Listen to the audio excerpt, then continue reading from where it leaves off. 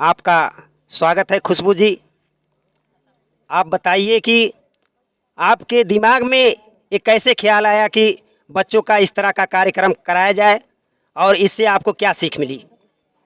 सबसे पहले तो मैं Umesh A to Z channel का स्वागत करती हूँ और बहुत बहुत बहुत धन्यवाद देती हूँ कि ये ख्याल मैंने बच्चों में देखा कि जब मैंने कोचिंग स्टार्ट किया तो बच्चे जिज्ञासु होते हैं।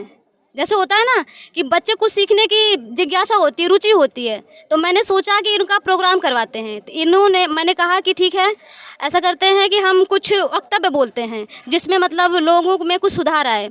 तो इनका कहना था कि हम डांस थोड़ा करना चाहेंगे, तो मुझे लगा ये बोलने से ज़्यादा डांस में अभी रुचि रख रहे हैं, तो इसीलिए मेरे दिमाग में ये सवाल आया कि मैं इनको पहले इनकी रुचि के अनुसार जो ये करना चाहते हैं उस अनुसार इनको ढालें, तो इसके बाद आगे बढ़ेंगे।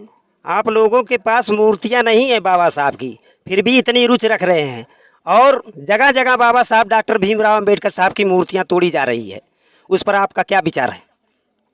हम तो बस यही कहना चाहते हैं कि मूर्तियाँ रहना ज़रूरी नहीं है। अगर मन में आस्था है, किसी के प्रति प्रेम है, किसी के प्रति भाव है, तो उतना ही काफ़ी है। मूर्तियाँ रख के क्या करोगे? पत्थर है, आज पूछते हो कल नहीं पूछोगे, है कि नहीं?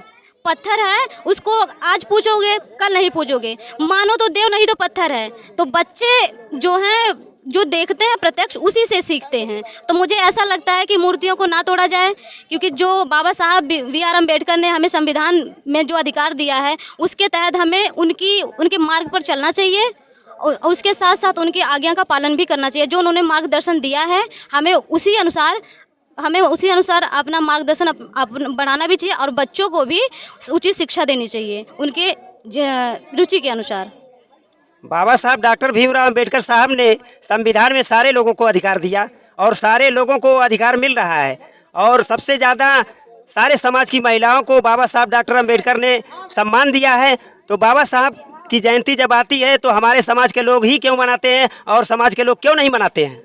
बाबा साहब ने ये कभी नहीं कहा है कि ये बौद्ध धर्म सिर्फ हिंदुओं के लिए है। बाबा साहब ने कभी नहीं कहा, कोई भी जाति हो, हिंदू या धर्म, हिंदू का हो, मुस्लिम हो, ईसाई हो, चाहे जो भी किसी भी बिरादरी का हो, वो किसी भी कैटेगरी से बिलोंग करता हो, ये मैटर नहीं करता, क्योंकि उन्होंने समता का अधिकार दिया है। बाबा साहब ने ये कहा है कि ये बौद्ध धर्म किसी एक इंसान के लिए नहीं बल्कि ये पूरा देश मना सकता है। वो अपने अपने अनुसार होता है कि लोग कैसे सोचते हैं, सबकी मानसिकता एक जैसे नहीं होती है।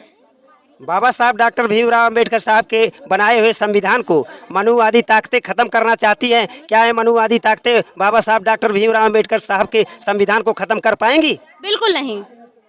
बहुत बहुत धन्यवाद खुशबू जी, हमारे YouTube channel Umesh A to Z में और यहाँ के ग्रामवासियों का बहुत बहुत मैं धन्यवाद देता हूँ और अपने चैनल की तरफ से इनका स्वागत करता हूँ। जय भीम, जय भारत, नमो बुद्धाय।